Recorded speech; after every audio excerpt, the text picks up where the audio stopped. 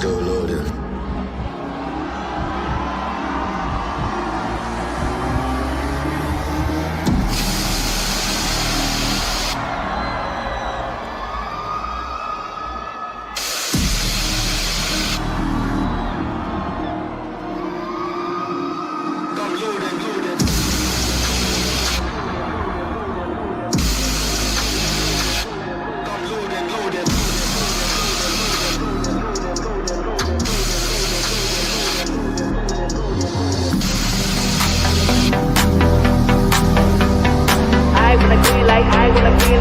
I get those goosebumps every time, yeah, 713 through the 281, yeah, I'm riding. Why they on me? Why they on me? I'm flying, sipping low-key. I'm sipping low-key and honest, flying right up. I get those goosebumps every time. I'm around, yeah. I'm hard to make everything feel fine.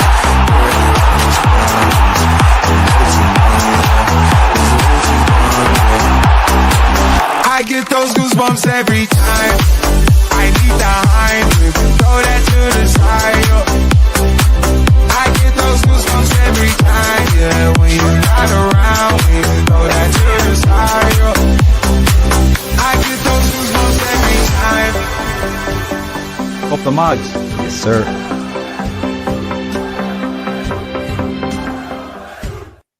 Yay! Get in! Come on! Yes! Get in. Sweet victory.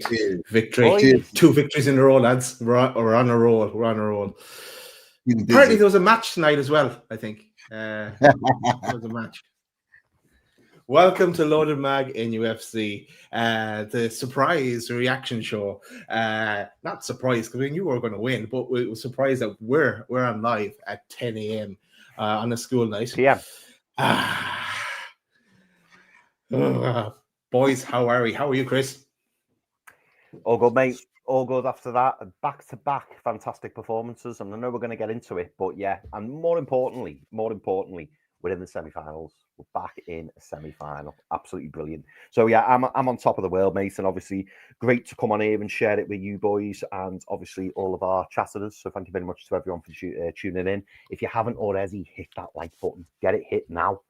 We're in the semi-final, and obviously, as you will all know, we're celebrating 25,000 subscribers. So yeah, massive thank you to you all. Again, I know we're going to get into it, but yeah, I am good, Daz. Very, very good. Top of the world, mate. Peace. How are you doing? Yes. Semi-finals, get in there. That is back-to-back quarterfinals, 3 years in a row. Yeah. Now, 2 out of the 3 years, semi-finals. Yes, not too shabby. Not too shabby. I'm buzzing, lads. I'm not going to lie. Buzzing for 2 reasons, as you just said. In the semi-finals, massive win. I'm sure we'll talk about it. But yeah, that big milestone that we privately we've been talking about for a while, but it's now here. We got that. Big to everybody on the show yesterday because we were like 3 or 4 away. We pushed it. Yeah. We're now well over that. So massive thanks to everyone that's subscribed since that show last night and continue to do amazing. Absolutely amazing. Daz, how you feeling, fella? I know it's been a long day for you. It's been a long day. So how you feeling? It has been a long day. It's like we're a quarter of the way there to a play button. I don't know what color is it. Is it silver? I don't know what it is. I've never. I don't know how that works. But how am I? I'm still wrecked. I stayed up till 11 o'clock last night to work on stuff after our show, Pete. And then up at 6 to get to the office. And yeah, it's going to be a late one again tonight. But no, it's worth it. It actually all played out perfectly. So because we had this dream that we would reach 25k and we'd win the game as well. So nice one. It has all worked out. We're not going to do a big mad run through the game tonight because no one has time for that. We're just going to pick out the little key details, right? I suppose the team picked itself was unchanged. Miley was on the bench. Brentford did make 5 changes, but then they had to Collins had to come on due to injury to their central defender. And the big one was Brian Mbueno was on the bench, but Anything you want to say about the teams, lads, at all? I think the only thing for me, Daz, is I was expecting us to be unchanged, and we were, and I was really, really pleased about it. You know, seeing Sandro playing number 6 again, fantastic.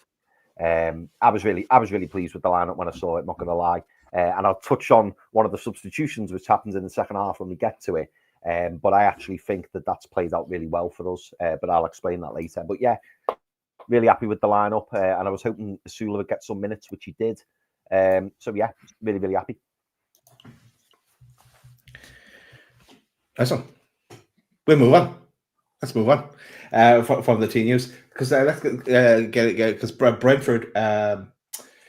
They started by kind of trying to slow the game down. You could see they had a game plan to try and get towards 60 minutes and then make those changes and go more attacking. But a bit of shithousery. But that kind of backfired on the 8th minute because Tonali, our number 6, now playing in the number 6 role, who doesn't score goals. Apparently, people were talking about this. So people don't judge him because don't rate him highly enough because he's not scoring goals. Well, that's out the window because 8 minutes he gets that goal and from outside the box as well. What a hit! What a curl on the ball as well. Pete, talk us through that goal. Oh, it's a special player, Sandro. You know what? We talked about it a while ago, a few weeks ago. I think it was Nick Pope that said that Sandro Tonali has the hardest shot he's come up against in the Newcastle United squad. And we've been waiting to see it. I think I said it a while back to you boys that we don't see that on the edge of the area him being able to pull shots. The reason being is because he's in an 8, he's normally in the box, but as a number 6, you see him outside the area. We know that's not necessarily Bruno's strength. It's certainly Tonali's strength. And you know what? This goal, everyone's talking about how good it was, but like it was an exceptional effort to score the goal that he did. And the reason being behind it is the spin on the ball means that it shouldn't go the way that it does. The way he manipulates the shot, and this might sound like too far-fetched, but actually he does this all in one like very seamless motion. Is that the ball comes to him and the way he manipulates the ball, the way he hits it, allows the spin to generate, to zip at the last minute. If you watch it from behind the goal, it goes straight and then it zips. It just zips to the right in the last minute. But that's because he's manipulated the ball to hit it in a certain way. But the way he strikes, it's so much power. Becken's getting nowhere near it. And it's an absolutely fantastic goal. And yeah, you know, it's what we don't see of him. I personally don't expect it from him to see it week in, week out. He's got a role in that number 6 that he does exceptionally well. I don't see him scoring those type of goals every week, but when he does and he pops up with those moments in big games, you'll take it all day long. Absolutely sensational goal, an outstanding strike. Chris, I'm going to get your thoughts on the goal, but first, I was just going to say, we'll be back tomorrow for the draw because people are asking about the draw. Somehow, some way, we'll be back tomorrow for the draw. We have a few things actually planned tomorrow evening, so we'll say more about that towards the end. Chris, how was the goal for you? Oh, yeah.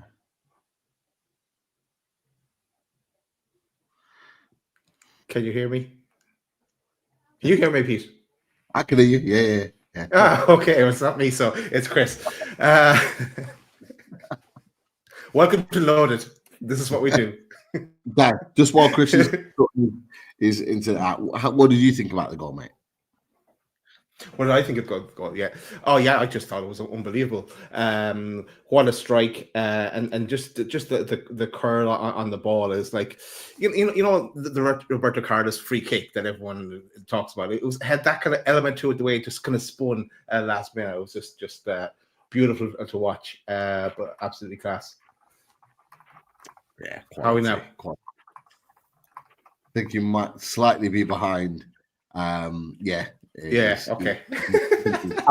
Can you hear me? Yeah. We can hear you now, Chris. Yeah. Coming through loud and clear. Yeah, no, just I assume you asked me about the Sandro Tonali first goal. Like, just I listened and heard what you boys said, and Pete, I completely agree. Technically, It was absolutely brilliant. I watched it back a couple of times, and they kept showing the replay, didn't they? And it was sublime. It was absolutely sublime because so easily, I think a lot of other players on that pitch, if they'd hit it in the same moment, same place, it wouldn't have gone on target. It's so difficult to do that. And it was weird because when I watched it back like the second or third time, when I saw him hit it, even though I knew it had gone in, I was watching thinking, oh, take a touch. But he hits it first time, and it's absolutely brilliant. Technically, it's a wonderful goal. Absolutely wonderful. Yeah, mate, get him on. Hang on a minute. Let's go. It's a wonderful. It's a wonderful goal. We salute you. Yeah. But yeah, no, absolutely fantastic goal. And yeah, capped off a brilliant performance, but there's more to come. There is more to come. I'll take them off so I can read. Because I'll stick with the good news. I won't go to the bad news yet. But the good news, because on 42 minutes, there was another goal from Tonali. His second goal of the game. Corner from Gordon, and Tonali with the volley. He kind of passed it into the goal. He didn't just smack it. He kind of placed that volley into the goal. Another set play, as you said, Pete, in our chat. Forget Arsenal. Set play FC is us these days. It's just class. Thoughts on that goal? You know what? See what the boys are doing at the moment from set pieces. It's like we've sort of sprung into life. All of a sudden, every set piece we're doing a different move. We're creating something new, and the moves are all very different, and they are making a lot of teams second guess, third guess themselves in terms of their positioning, who they need to mark, where they need to run, and it's just opening up the space. And it's brilliant work. I think Dan Burn's definitely one of them. I think Joelinton's another. Is that they just block off their man. They just stop their man being able to get across them, and it just opens up that whole middle space. And other teams have done a similar set piece before, so it's not new, but they've just used it to their advantage. And Sandro Tonali, that's just lurking at the on the 18-yard box, just kind of ghosts in there, and it's still not easy because the ball comes in at quite a height. So he's coming into him. He's got to be able to control it and guide it towards goal with a bit of power. He does both because technically he's excellent. And yeah, it might take a little nick on there, but look, when you're controlling the ball and technically excellent in that position, you deserve a little bit of luck there. And that little deflection just takes it way beyond Flecken. And again, it's a fantastically well worked goal. And Lewis Hall and Anthony Gordon are really stepping up at the moment with set pieces. Yeah. Their deliveries are both excellent and very, very well taken. It doesn't matter whether it's Hall, whether it's Gordon, even together. And this was tonight. So I think it was Hall that started the move and then plays it to Gordon. He does the overlap around him. Gordon then puts the ball into the box. So it's great work from both to be able to create that opportunity. It's fantastic. It's a really brilliantly well-worked goal. And for Tonali to get his second goal of the evening really just typified his performance, because I thought he was absolutely superb tonight. Again, not for the first time, but a superb goal. Brilliant stuff. Chris, your thoughts on Tonali second? You're on mute. 25k. No. Yeah, it's hard. I was just saying it's hard to expand on what Pete said. I completely agree. Really, really well worked goal, and I think Tonali deserved that little bit of luck where it deflected. I still think Flecken would have struggled to save it because he really fizzed it at goal. Technically, again, another brilliant goal. I hope not the club lad. But yeah, no, really, really well worked goal, and fully deserved. We deserved the 2-0 lead. I thought we were absolutely brilliant. And yeah, it was great when the second one went in, because I don't know about you boys. As soon as it went 2-0, and given what we'd seen before that and the performance, I was thinking, yeah, this is looking good. I felt home and hosed at 2-0. I'll be honest. And I know sometimes that's a little bit overconfidence, but the way the game was going and the fact that we give ourselves a little two-goal cushion, I think was a big help. So, Sorry, let's just have to take this. One sec. Mate, how's it going? How are you getting on? Yeah, we're on the show. You're going to come on. You're going to join us. Wait until the boys. Right. Yeah, I'll send you on the link. See you soon. Bye-bye. Sorry about that, boys. Back in a sec. Yeah, someone's going to join us, boys. But I need likes. If they're going to join us. So if you guys want to see who's going to join us, you have to smash that like button. I need to log into YouTube now. I need to hit that like button myself because I need to see this. I haven't got a clue what he's talking about, everyone. Don't worry, neither does Pete. Let me hit that like now. Right. 133 watching, and only 48 likes. Now 49. Here we go. Up to 56. Well done, everyone. Keep hitting that like button. Keep it coming. Right, let's go on with the game. Yeah, Murphy hits the bar as well. Unbelievable play by Bruno and Tonali. Right, that was right before halftime. It was a great move and unlucky for Murphy. Bad news though in that first half is that Schär and Bruno got yellow cards, and that rules them out of the first leg of the semi-final. But good news is Hall and Gordon didn't, so they will be available to us going into that game. That was the first half, boys. And Anthony, you want to pick out from that first half? Just a dominant performance, boys. A real dominant performance. We go in 2-0 up. Could have been 3 or 4 quite easily. I think it's absolutely it's a dominant performance. It's everything that we asked for. We asked for that at Leicester. We got that. We asked for it against Brentford. We asked for it to go again. The boys have gone again, and we were really, really dominant. There was, apart from straight after the first goal where Wisa had a little bit of an opportunity, they literally created nothing. And that just tells everything about how Newcastle United played, how dominant we were on the board, how we controlled possession. Boys, I'm loving the attacking intent. I'm loving how we're attacking at the moment. It just reminds me of last season and the season before, where we're just relentless in our attacking, just constantly at them, even just going for them constantly over and over again. It was relentless. And teams like Brentford, particularly in that first half, where they wanted to sit in, they wanted to get to half-time at 0-0 and sit in and then try and unsettle the crowd, unsettle the players, and hit us on the break. It's that classic going away to a bigger club and trying disrupting them. That's what they tried to do. But we didn't allow it because we were just relentless in our attacking. We trusted our boys at the back to defend well, and they did. Very rarely did they get a counter-attack of any sort of note. And it was a pleasure to watch. I really, really enjoyed that first 45 minutes of football. Yeah. Let's go into the second half.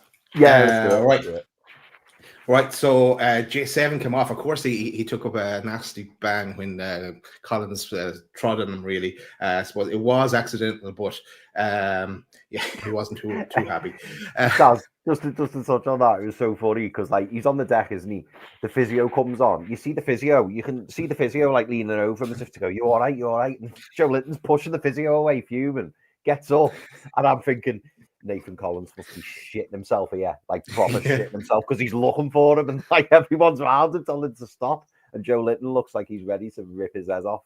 And I was thinking, oh my God. And then he gets lucky, Nathan Collins, because Joelinton goes down, doesn't he? I think is it early on in the second? No, it was late on in the first half. And Nathan Collins come over and was like, "You all right, mate? You okay? Sorry about before." They had a 50-50 afterwards, and I just thought Joelinton was just put him up into the level 7. But no, he took it easy. He controlled himself. But he showed restraint. At that point. I don't think we couldn't really blame him if he did go for him, but he would have got sent off. Have you seen the still picture of it? Literally kind of stands on his face. Literally, and I don't know if anyone's seen the Donnarumma pictures from tonight from PSG. No. Honestly, it's an absolute disgrace. It didn't even get a booking. The literal Donnarumma's face has just been cut apart. He's had to have it stitched together because the guy goes in and he literally slices his face Like she's got these big shit. got it. And this one was quite similar, although Monaco guy's foot is in the air. Collins, and you could argue he's trying to land, it's unlucky, whatever, but he's literally trodden on Joelinton's face. So if that was me or if that was any of us, we'd be just as annoyed as he was. Whether he meant it or not, it doesn't matter. The bedpost. The good old days. And I might do leopard that skin. I might do that. Yeah, I might do that for him. I might do it. When we get to 30k, Jeff, I'll get the bed. I'll get the bed out. Bed's still there, but yeah, I'll do it from the bed. Nice one. Right, well, yeah, Joe will come on, but we didn't have too long to wait for our third goal, because on the 68th minute, a really unselfish pass from Bruno, and I was sure it was to Barnes. I thought it was Barnes that scored the goal, but it was actually Schär. It was only when Pete put it in the thing, they go, "Oh yeah, it's Schär." But all the credit has to go to Bruno, because he could have taken and shot himself. It probably would have been saved, but unselfishly slots it to Schär. But boys, what are you thinking of that goal? I've got to disagree slightly there, Daz, because you're right. A lot of the credit goes to Bruno, but I think we've also got to give credit to Lewis Hall, because I thought it was very, very clever what he did. So obviously he had the shot, didn't he? Got blocked, and then he went again, and then he has another shot, but he cleverly went near post, and it catches Flecken by surprise, and it basically creates the chance. But you're absolutely right in what you say.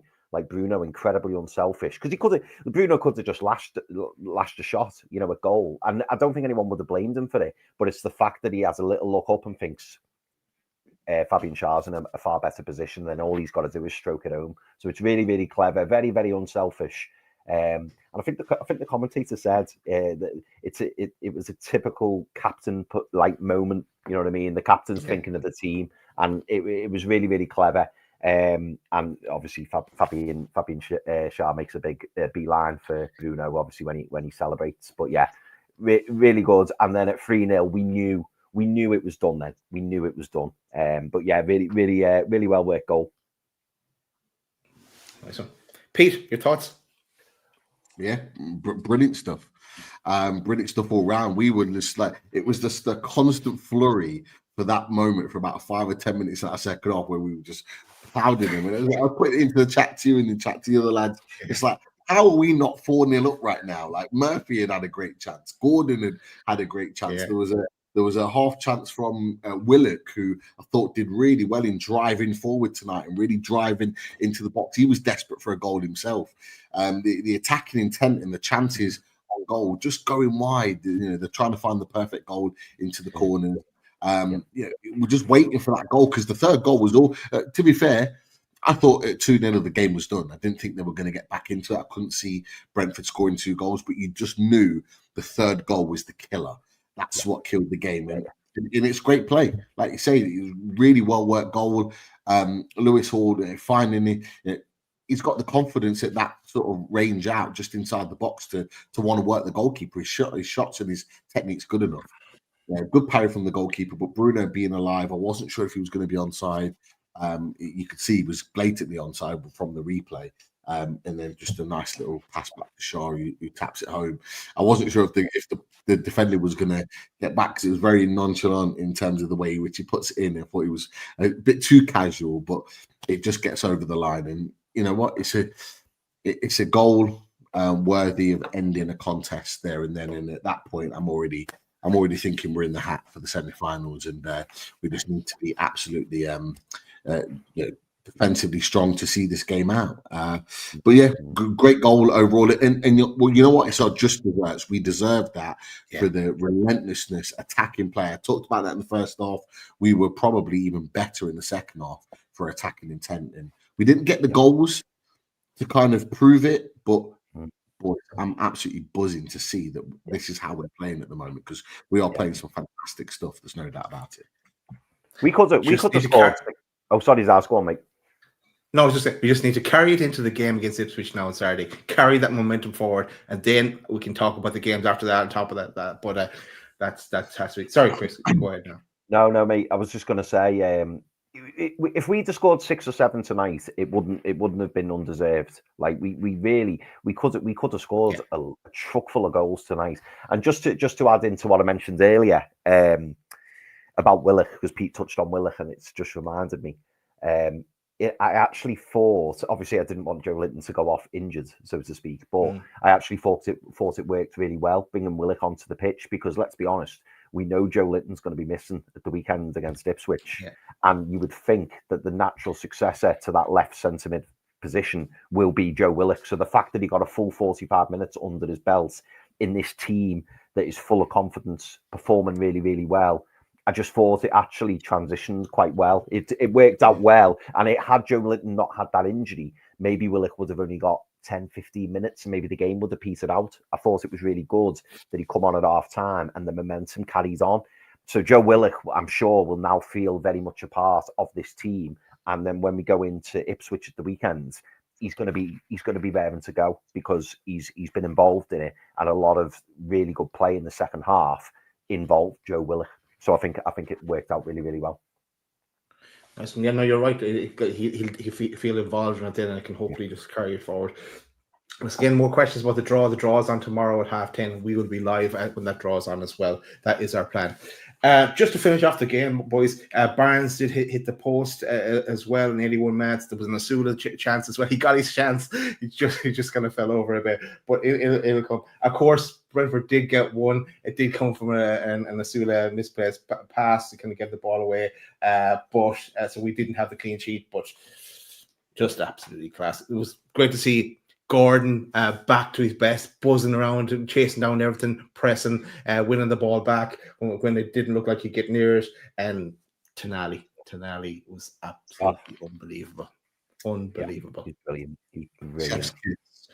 Chef's kiss. Love it. He was. Love it. He was. Boys, we are in the draw tomorrow evening. Yeah. For the semi-final. Any last words on the game before we move on? Just a quick one for me. Just a really, really top performance. And Daz, you mentioned it there. You know, about Anthony Gordon, seeing the likes of Anthony Gordon. You know, with his old style press, something that we became used to when he first joined Newcastle, and it was just great. It was just great to see Sandro Tonali pulling the strings. We've all been crying out for him to be that, to be in the Newcastle midfield, be that number 6, and you know, he's really starting to show his value to Newcastle.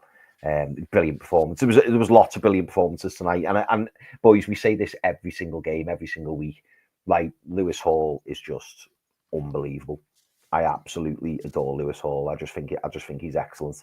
And big shout outs as well from the Clan lads mentioned it, and a couple of others have too. Dubravka was solid tonight. He again didn't have that much to do, but the stuff that he did do, I thought he did well. He did really well with the one-on-one. I think it was with Visser. A good save. Shame that we obviously conceded near the end. That was a shame. It was a shame to lose the clean sheet, but more importantly, we're through to the next round, and that's what it's all about. Exactly. Pete, any last words in the game? I thought we were superb. The subs and things at the end, the conceded goal at the end. You expect Brentford to just go all out because they've got nothing to play for at that point. They know they're not going to get back in the game. But I cannot fault the 88 to 89 minutes that I saw from Newcastle United tonight, and it fills me with confidence. If you look back at the last 9 games, 6 of those games have been the performances that we expect from Newcastle United. The 3 before the international break, and then you add in Liverpool, you add in Leicester, and now you add in the quarterfinals against Brentford. 6 of those 9 have been the type of performances that Newcastle United want. So I'm going to kind of put a positive spin on this, is that actually when you look at the last 9 games, we've had more good performances than we have had poor. And I'm hoping that continues on into the next 2 or 3 games to see us out into the new year. you're exactly right in what you said, Daz, is that, and we've been saying it, is that this is a fantastic performance and exactly what we want to see, but we now need to see that away from home, and we need to see it again in the Premier League against Ipswich, because Ipswich will come for us on Saturday. There's no doubt about it. They're at home. They've got the emphasis, but we've shown tonight that we are a massive attacking threat. And if anything, tonight, them watching us in the way we've played, they'll be more worried about us than we will about them going into that game. And so what we need to do is go into there with confidence, go into there knowing that we are the better team, we've got the better players, and we need to put on a performance. But look, I'm going to give one last mention to Sandro Tonali, because there have been a few people that have played down his performances when he's played recently and said, we haven't seen the best of him, or they haven't seen what they expected from him. What you've seen in the last game against Leicester, what you've seen tonight against Brentford, and what you've seen even against the likes of Palace and Liverpool, is exactly why we paid £55 million for an Italian international. This is what he does. And this is why I've tweeted out about his goals tonight, and I've had people come back to me saying, how the hell have we had him on the bench?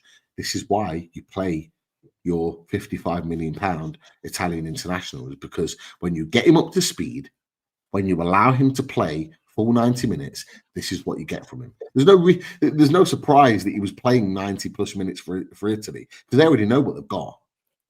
But we now realize what we've got. And from now on, he has to play every week. But he has to play in that number 6, because he plays. There's no doubt in my mind. I know it's only a small sample size, boys. He's only played a few games there. But there's no doubt in my mind that he is a better number 6 than Bruno Guimaraes.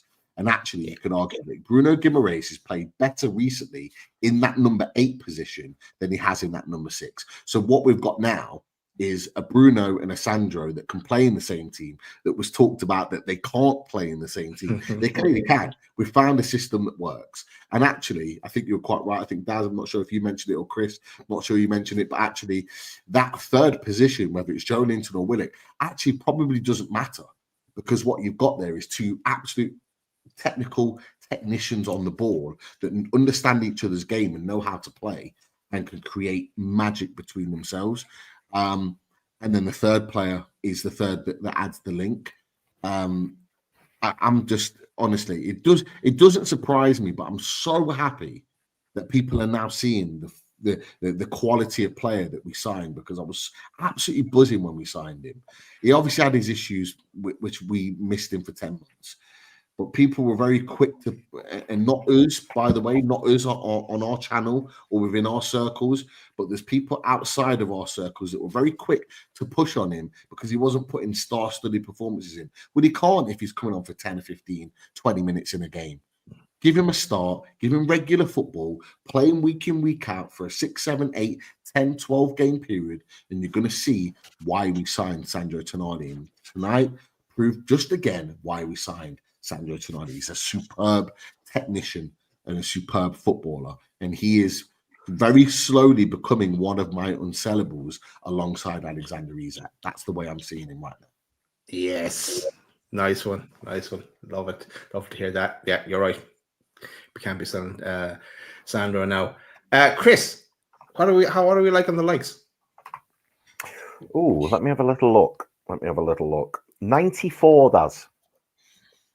94.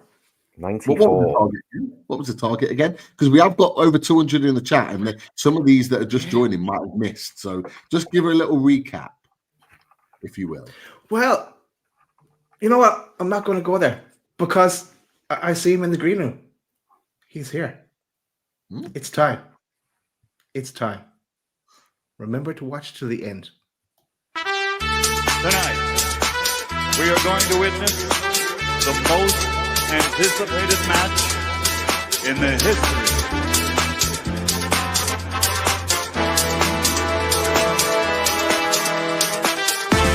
for the thousands in attendance.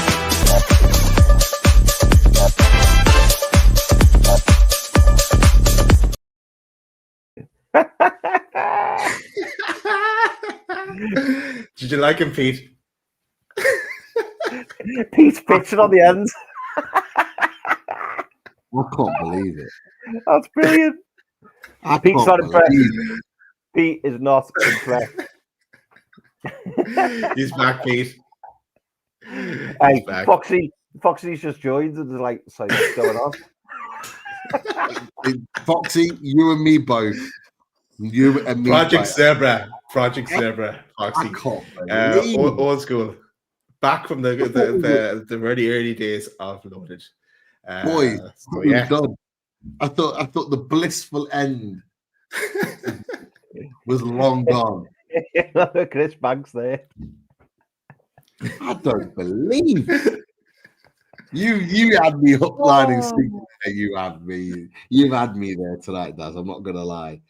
I was not expecting that at all. At all. 25k. We had to do something different. Mix it up. I wasn't on that. You were on it. You were? No, that's what you watch at the end. I missed it. Do not play that again. Watch it back. Watch it back. Play it at the end. There we go. Nah. Where are we going next, boys?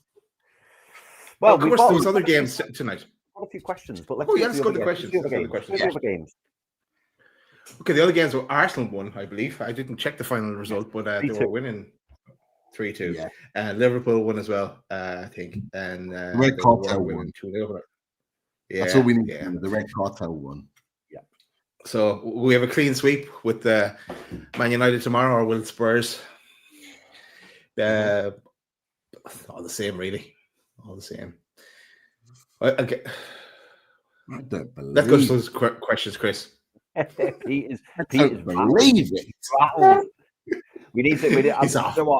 I will rewind that and I'll snap it I'll clip it just as Pete is on it, and we'll send it to him.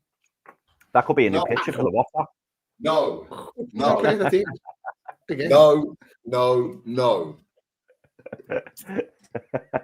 That was great. That was great. What have you got? Any questions, Chris? Unsurprisingly, Daz, we've got a hell of a lot of the same question, but I wanted to pop a few names up. So I will whiz through all the people who've mentioned who we want in the draw, and then I will ask you the question. So Tom Zixon says, "Who would you like in the draw?" Tony Beasley says, "I hope we avoid Liverpool. That's all I want." Brett C says, "Who do we want next, and home or away first?" I've got an opinion on that, Brett, and I do think it is quite important. Jimmy Watt says, "What channel is the draw on?" So the draw should be on Loaded channel. Yeah, it's going to be on Loaded, so you can watch it with us tomorrow night. But it should be live on whatever channel the Man United Tottenham game's on, because I think it's on straight after that. So it should be on there. Hang on, where else are we? So Friday 81, who do you guys Loaded Mag want in the semis? Shane AFC with the same question. And Tony Beasley, same again. But yeah, so boys, the question is, who do you want? What would be your perfect draw tomorrow night come 10:30? I'll go with you. For me, I'll take Man United, please. And I would rather play away first, because then we have our full allotment, hopefully, there for the second leg. And even if we were a goal behind, I'd be confident of us at home. Be confident of us if we're going to keep on this run as well. So yeah, I'll take Man United. Okay, Pete, yourself? I'll take either Tottenham or Man United. Mm-hmm. I want whoever the winners are of tomorrow night. I want in the semi-final. Let Arsenal and Liverpool fight it out between them. And to be honest, if we were lucky enough to get to the final, I'd fancy my chances against any of those two on over one match. Over one match at the final, I would fancy my chances for sure at Wembley. Arsenal have proven before that they can bottle it, as they did against Birmingham many years ago. Our old number 9, Obafemi Martins, got the winner. Fastest man alive, apparently. If you haven't seen his clip from on social media the other day, he got asked whether any of these great legends, speed legends of the game, were faster than him, and he was just like no to every single one of them. He was the fastest man alive. But yeah, So Arsenal have proven it, and Liverpool, I would just love to beat them in the final, get our first victory under Howe against Liverpool in the final that lifts the cup. We couldn't imagine anything better than that. But ultimately, to answer that question, anyone from tomorrow night's game, and as Daz said, away from home to begin with. That's the dream right there. Yeah. I mean, I'm similar to you boys, but I'm kind of torn, I'll be honest. So first and foremost, and you boys have already said it, I completely agree. I want an away tie. No matter what, I want an away tie, because I think if we can keep ourselves in the game on that away tie in the first leg, obviously we're going to be missing Bruno, we're going to be missing Fabian Schär. If we can still be in the game come the end of that first leg, I feel confident that at home we can get the job done, and obviously we'll have the two boys back as well. So for me, away game is the biggie. Now, my head is agreeing with Pete in saying that, you know, I'd like either Man United or Tottenham, and then on the other hand, I've got this horrible confidence that I always have when it comes to Liverpool, and I've had it in recent years, because part of me thinks if we get Liverpool in the semis and we beat Liverpool in the semis, it kind of goes into the final and you're thinking, well, we're beating like arguably one of the best teams, if not the best team in Europe at the moment.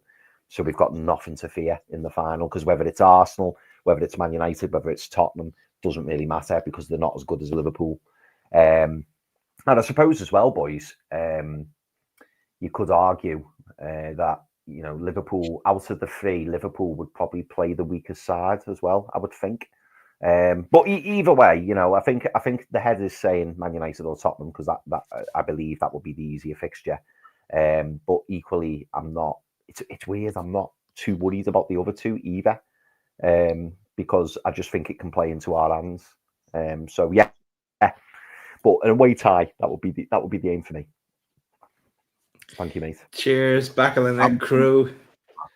Sam, Tom, and the boys, love you to bits. You know what? They are massive supporters of Loaded Mag NUFC, so it's great to see Bournemouth fans. A brilliant Bournemouth channel, by the way. We've got over 200 watching. If you haven't subscribed to their channel, back of the net, make sure you do, because they are top people and a top channel as well. And they will be back when we play Bournemouth at St James's Park. I think it's at the end of January, early Feb. I think we play them at St James's. So. Yeah. We'll get them on for an away day. Get them on for a chat again for sure. Maybe. Yeah, definitely. And lads, this year, to save you from cheer, we give it to Jason Tindall. Are you going to rock with the vid then for a second? No. I won't play the vid. Oh, mate, I love it. Maybe. Say what, Taz, can you do as a promise? Great vid. If we beat Ipswich, can we maybe see it? I don't know. Let's see. There might be a safeguarding there. There's a lot of people in that video. I'm not sure I can put on screen. So you could maybe stick emojis on them or something. I don't know how it is. It's easy for me to say. I don't know. Or just put zebras on them. Zebras. There you go. That could work. Just recreate the magic. Let's just recreate the magic. Recreate the magic, Daz. Go for it. Pete's out to get me now. He's looking for revenge. For you now, Eddie. I'm keeping those receipts. You wait. On the subject of Ipswich, I'm going to come to this, which is a slightly off-topic question, and I will go back more to, the game a little bit, if you like. But the Clon lad says, if we beat Ipswich on Saturday, will Champions League music return? No. I think it's a bit early. No, can't do that, Glenn. We'll wait till end of January when all our new recruits are in and we're flying high on a massive unbeaten run. Then we'll think about it. No, way too early. I think we said, didn't we? If we got back in the top four, if we end up in that top four, maybe even top five, who knows? We could press the button there. We could. Yeah, a lot of people will kill me though. Tell you what's a viable. And you know what I feel about that Champions League music. I tell you what's a viable plan here. If we beat Ipswich, Villa, and Man United away. The reaction to Man United. If we get I genuinely think if we get 9 points on the board from those three games, I think we'll genuinely be in the top five. and therefore, Okay. I think you'll have a viable motion there to just pop that music back on. Emotion. And who do we play next? And if we lose, it'll be our fault. I don't know. Top them away. We'll Top them see. away is. Yeah. Yeah. But Maybe throw that one in as well. a big shout out to Munch. Been a loaded Cheers, mag Munch. for 26 months. So thank you very much, mate, and thank you for the congratulations on Mission 25k. It means a lot to us. So thank you to you and to everybody who tunes in and obviously subscribes. So big, massive shout out to you all. If you haven't hit that like already, please do. Right, where are we? And do you know what? I'm going to come to Pete with this one. And it is Adam Bailey. Dubravka surprised me tonight. He swept well, commanded his area, and his kicking is better than Pope's. So, not really something to respond to, Pete, is in terms of a question. But what was your overall feeling on Dubravka? Did he not have enough to do, in your opinion, or were you like even slightly impressed? Because I know you've been very strong on your opinions on Dubravka, which I agree with, and I know Dazzler agrees with as well. And 2 games don't make a player, but in terms of the last 2 games, how have you felt about Dubravka? Look, I don't want to talk negatively about any player really, because I think we've been brilliant in the last 2 games. I think we've deserved to win and we played some really good football. But for the points that you've just mentioned, Chris, it's really hard to judge Martin Dubravka because he hasn't really had a lot to do. Yeah. Granted, I think what Adam's made what he said is a valid point, particularly because with regards to his kicking has always been better than Pope's. It's not amazing, but it's always been better than Pope's. That's without question. Pope isn't great with the ball at his feet. That's obvious. But what Pope does give you, and look, Pope's out of form at the moment. I think we all agree with that. He's been really out of form. He's not been well. He's not been commanding his area. His shot stopping, particularly his near post, hasn't been great. What I will say is that if you're asking me who I'd pick, I would always pick Pope ahead of Martin Dubravka. For me, and it might sound really, really harsh right now, our priority with Martin Dubravka is getting him a move to Saudi Arabia. Like we need to move him on. It's as simple as that. And look, I've got some historical opinions of why I feel so strongly about Martin Dubravka. These boys know it. I've said it on the channel many a time. Look, this is no disrespect to Martin Dubravka. He was a brilliant servant for Newcastle United up until he made that move to Man United. I don't agree with how he handled that. I don't agree with the whole situation behind that. And then he comes crawling back. For me, it's unforgivable. But he needs to move on now. It's time to recoup that 50,000 pound a week wage and invest that into another goalkeeper, in my opinion. I think that's what we need to do now. And to be fair, whilst Pope's out, if his performances are good, that can only be a good thing for Newcastle United, because if Martin Dubravka is playing well or picking up clean sheets or making good saves, that justifies whoever's looking to buy him. It justifies why they're getting the goalkeeper that they're getting. And if anything, it could move up however much we get for him, however little we get for him, because it's not going to be a lot. That can only be a benefit. But look, if you're having a conversation with me saying, is it justified that Dubravka's starting? If anyone's asking me the question, could it be a toss-up between Dubravka and Pope when Pope's fit again? No. Pope is number one. He is significantly better than the rest of the goalkeepers. But what I will do, boys, is give praise to our back line and our midfield, because what they are doing at the moment, particularly in the last 2 games, is ensuring that Dubravka isn't under as much pressure as he could be. Protecting him. They are protecting him. Absolutely. Shaw, Byrne, Hall, Tino Livramento been superb at protecting him and reducing the amount of opportunities that he's having against him. The midfield, Sandro Tonali at the base. Sandro, Absolutely, the midfield, Sandro Tonali at the base is creating that protection there for the centre backs, which is creating protection for Dubravka. So I'm not. I don't want to be disrespectful to him. I don't particularly rate him. Fair play, he's doing well at the moment for what he's been dealing with. But I'm going to give my praise to the defence and midfield because I think they're the reasons why we're limiting the amount of action that he's having. However, as I said to you boys separately, and I said to the other boys in the other chat, is that Saturday's the big test for him because he will be tested on Saturday. He's going to have to step up.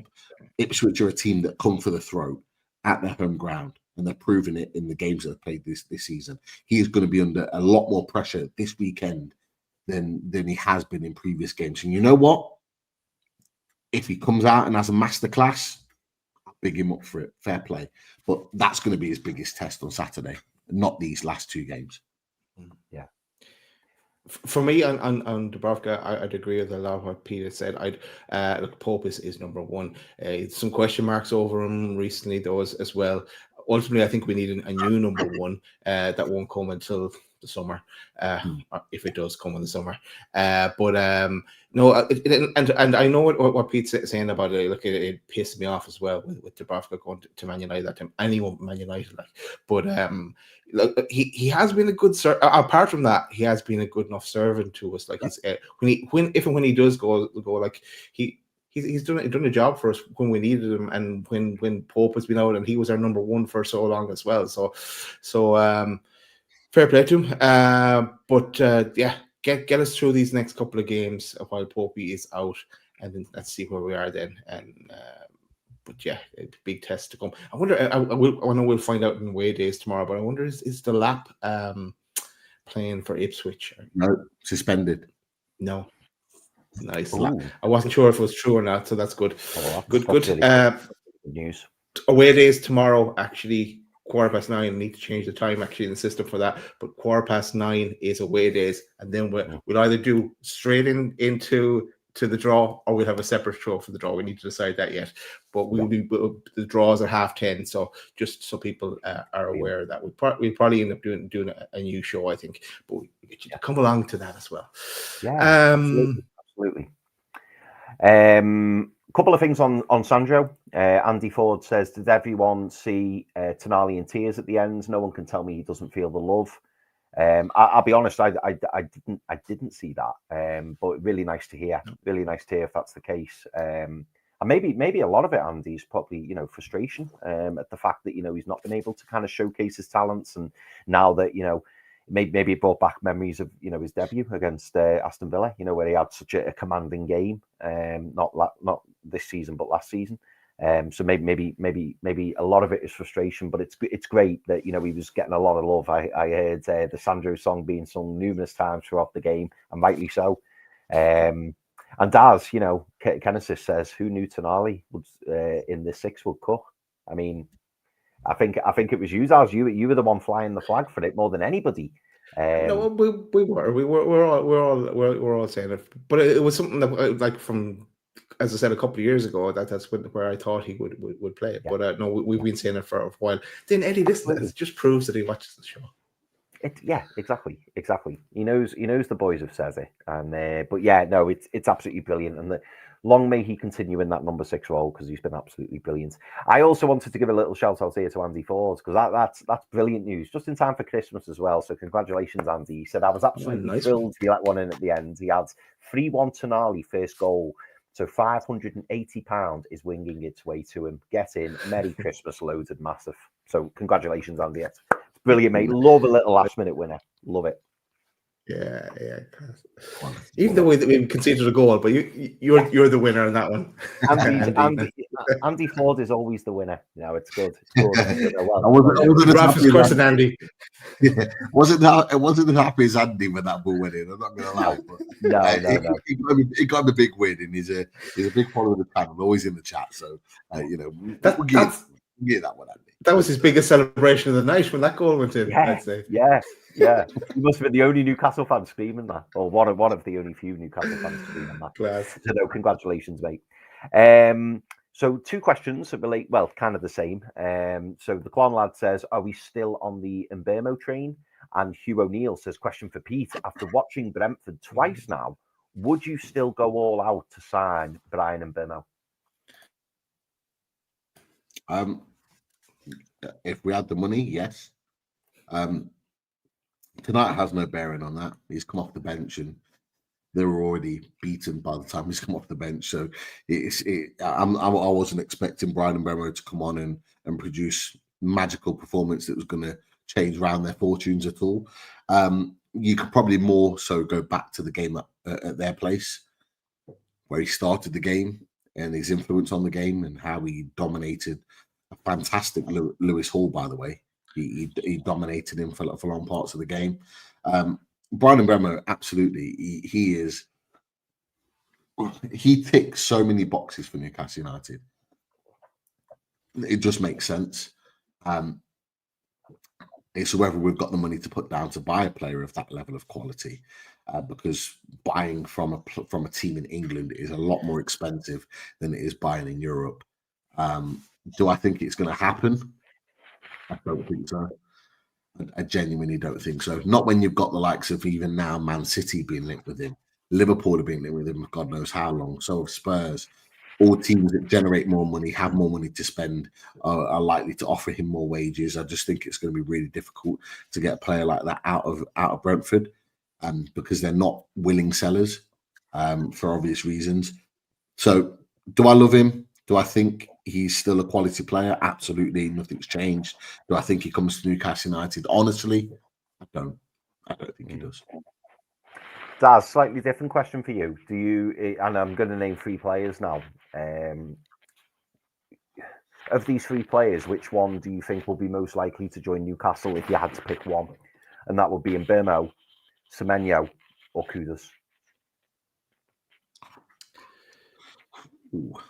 Neither. I don't think any of the 3 will join us. I think we'll go for a cheaper alternative on the continent in Europe, and I think we'll go after a centre back and a right winger, and just use the money we have to kind of to go after.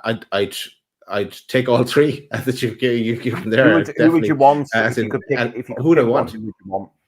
Money is no option. I'll take Mbeumo. Brian Mbeumo. He's looks really, really good. But so does Semenya, and so does Kudus. I think there's more names that'll come to the fore, but I could see us going after 2 in, and if the PSV option there, for sure. I still think there's more to come, to names to come out. I don't know who yet, but that's what fully loaded transfer show is going to be all about. It is. Yeah, there's some big shows in the work, that's for sure. But this boy here seems to be the biggest linked player of that right wing of any player right now. But yeah, I was going to say, going to go into a bit more detail. We'll wait because those shows are coming. We'll discuss. Lots to discuss. Plenty. Brilliant. I'm just going to clear this up for Adam. I'm sure people in the chat have already cleared it up for them. But if Shah and Bruno are okay to play in the semi or miss the first leg through suspension, so both Shah and Bruno are going to miss the first leg. So it's a shame, but we are where we are. Out of interest, boys, and I don't know the answer to this. I know Jordan Cronin tweeted before saying that Shah, Bruno, Hall, and Gordon, if they were to get a yellow, they'd miss the semi, the first leg of the semi. Is that the case going to be the case for the next game, or does it kind of get wiped for the next game for Hall and Gordon? I was under the impression that it got wiped at the semi-finals, right? And it was a blank sheet again. That was my impression of it. However, I'm not sure officially. That's what I thought it would be. I think it's really harsh to still have that hanging over your head going into a semi-final. I agree. But I don't know the official ruling on that. So if someone else knows that in the chat, then feel free to swap that one. I suppose when do you know? Is it February when the semi-finals will take place? I think it's January, isn't it? Is it January?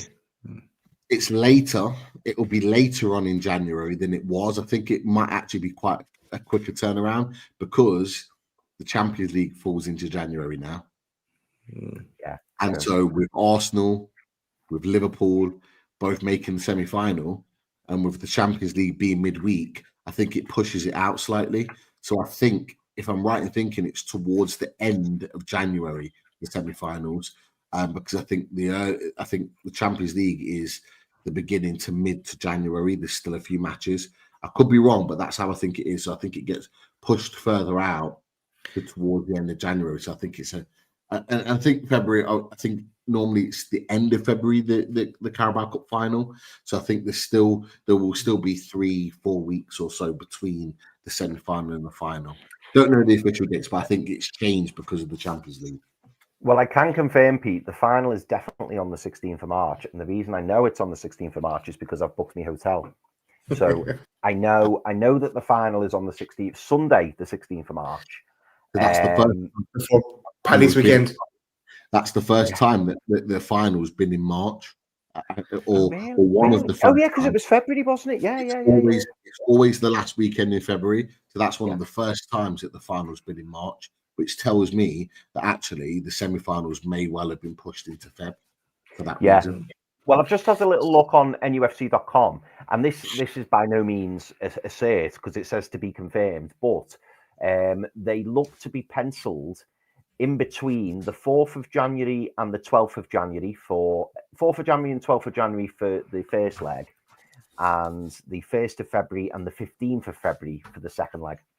That seems to be where it's penciled in. So early Jan or early to mid Jan, and then early Feb for the second leg. That's what it looks like.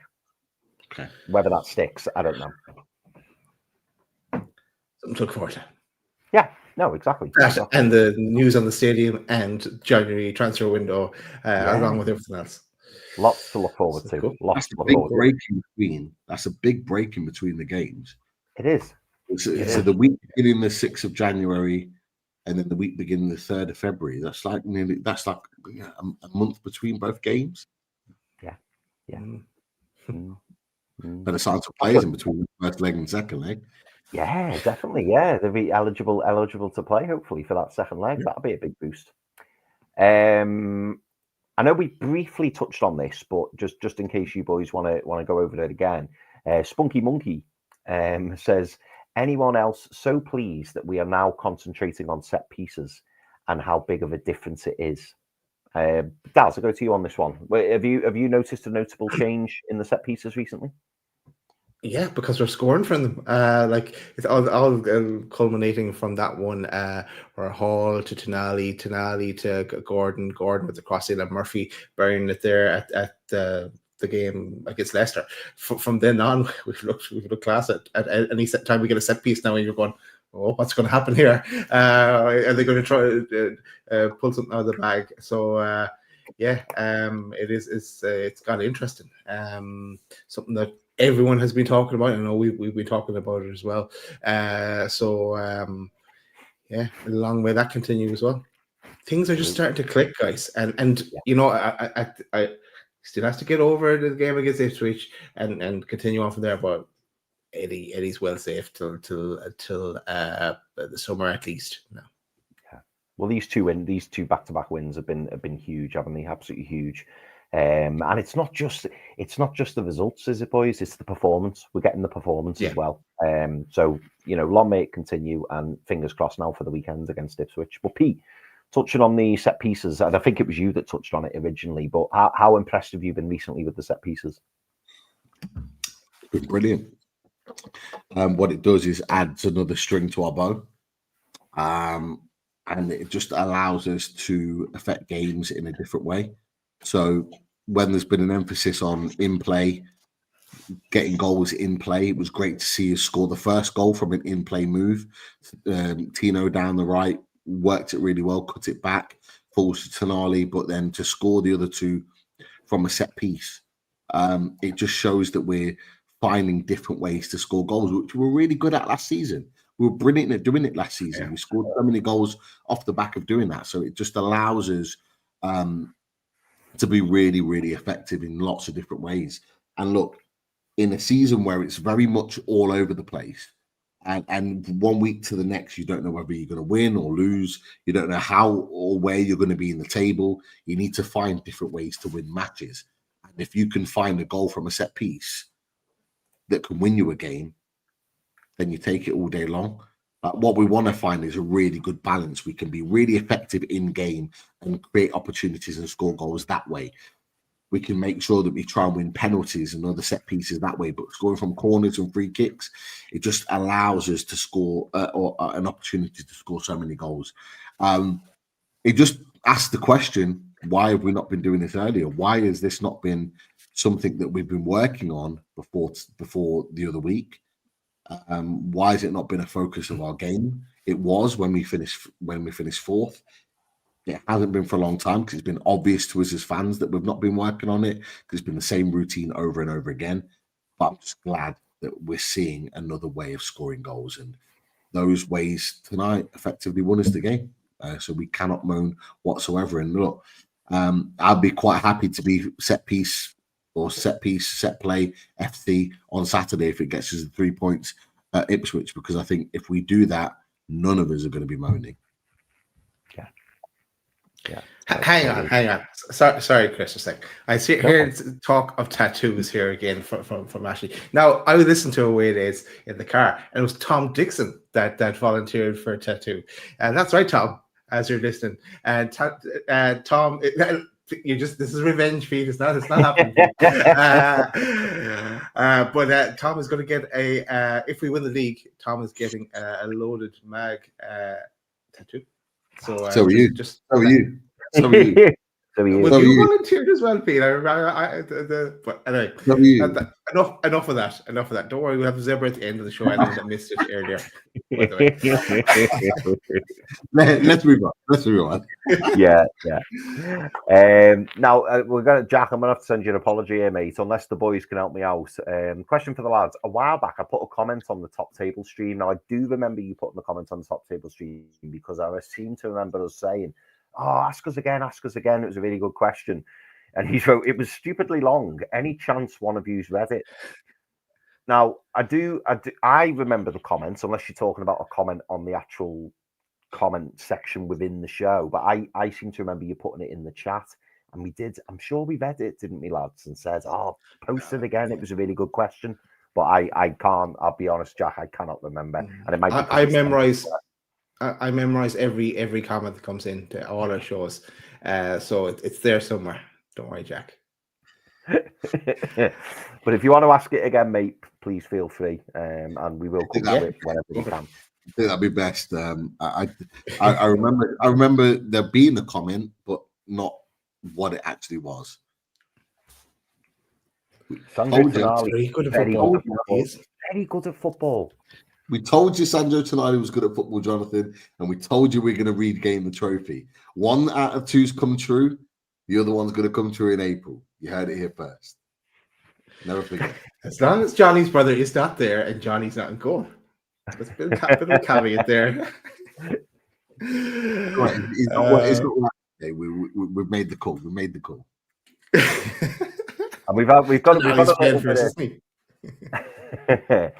a little bit of chest in the chat as well. Our good friend Arsenal for life. Great win, but this is going to be our cup. Ooh.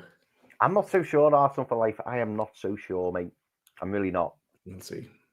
Really you not. better hope it's your cup, because if it's not, Arteta's getting sacked, mate. Yeah. If you don't win that cup, that's the only cup he's winning. It's the only cup he's getting close to this season.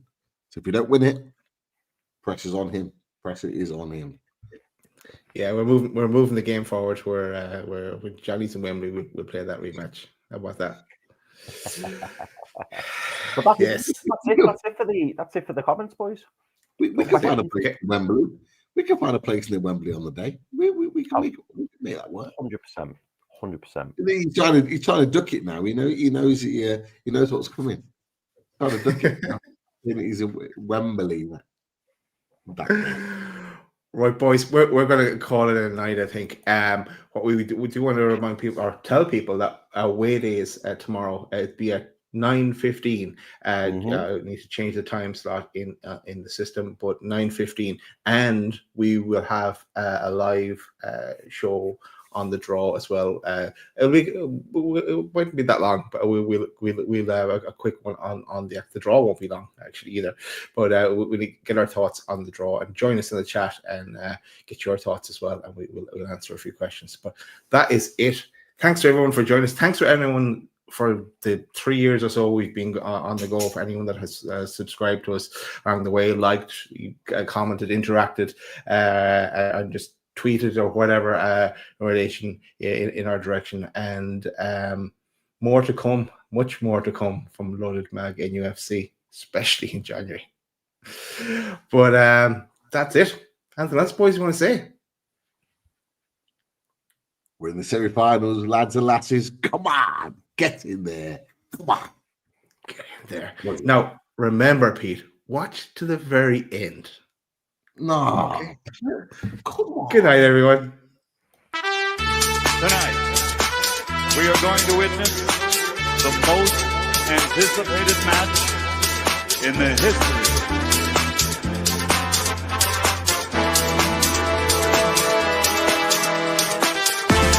for the thousands in attendance.